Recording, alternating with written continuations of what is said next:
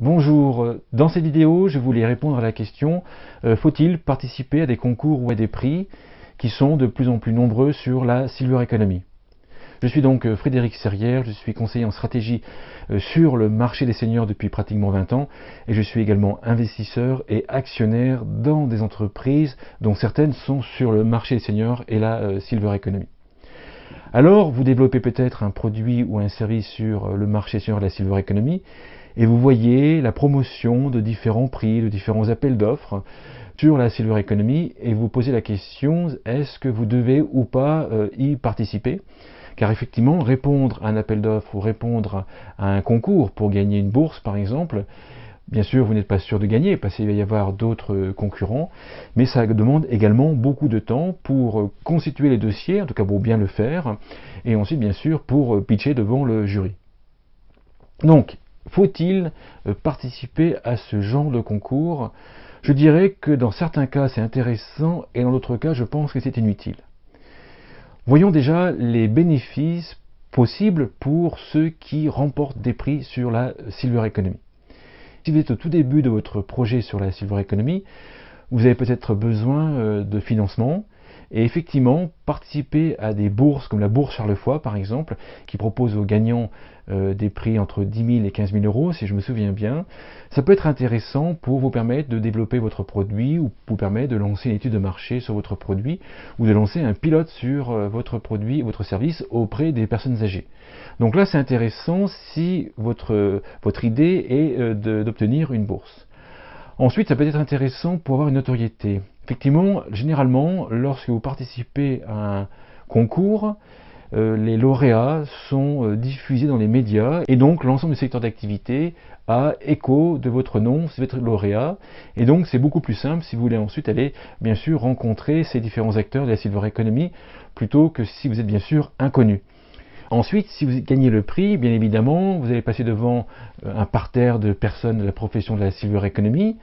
Et là également, vous allez vous faire connaître des personnes qui sont présentes dans la salle lors de la cérémonie de remise des prix. Par exemple, si vous participez et si vous gagnez un prix à la Silver Night, organisé par Jérôme Pignez en France, vous allez pouvoir bien sûr vous faire connaître de l'ensemble des 1000 personnes qui sont dans la salle. C'est d'ailleurs une des cérémonies les plus importantes actuellement sur la Silver Economy. Il y a également un troisième avantage, c'est de vous faire connaître par les membres du jury. Effectivement, les membres du jury, généralement, sont des personnes qui comptent dans le champ de la Silver Economy. Et ça peut être intéressant de pouvoir les rencontrer lors, bien sûr, de votre pitch devant le jury. Et ensuite de pouvoir les recontacter de façon à pouvoir demander leurs conseils, par exemple, avoir leurs idées et, en tout cas, vous faire conseiller par ces membres du jury. Par contre, effectivement, je pense qu'il faut être cohérent avec votre objectif. Participer à la plupart des concours, ou participer à tous les concours, à mon sens, n'a pas d'intérêt. Vous devez vous focaliser sur les concours qui sont cohérents avec votre objectif, cohérents avec vos valeurs, ce qui est important pour vous dans votre projet, et cohérent avec celui qui organise ce concours en question. En effet, si vous participez à un concours qui est par exemple organisé par un grand groupe, il faut se poser la question, quel est également son intérêt à lui de vous faire participer à ce concours et quel est son intérêt à lui de voter pour vous pour que vous gagniez le prix qu'il va vous remettre. Donc si c'est un grand groupe par exemple dans l'alimentation, il faut que vous compreniez en quoi votre produit va également le servir. Donc en résumé, si vous participez à un concours organisé par une entreprise, vous devez vous poser la question, bien sûr, quels sont vos bénéfices à vous, quels sont vos intérêts à vous de participer à ce concours, mais également, et ça c'est pas très français, se poser la question, quel est l'intérêt de celui qui organise le concours. Donc en conclusion, ce qui est important, c'est qu'il y ait une cohérence entre les concours, vos objectifs. Ensuite, bien sûr, il faut tenir compte d'autres paramètres. Si vous proposez exactement le même produit que celui qui a eu le prix l'année précédente du même concours, on peut très bien imaginer que les jurys ne vont pas vous élire lauréat du concours, parce qu'ils auront déjà remis, bien sûr, le même prix, ou en tout cas le prix à votre équivalent l'année précédente.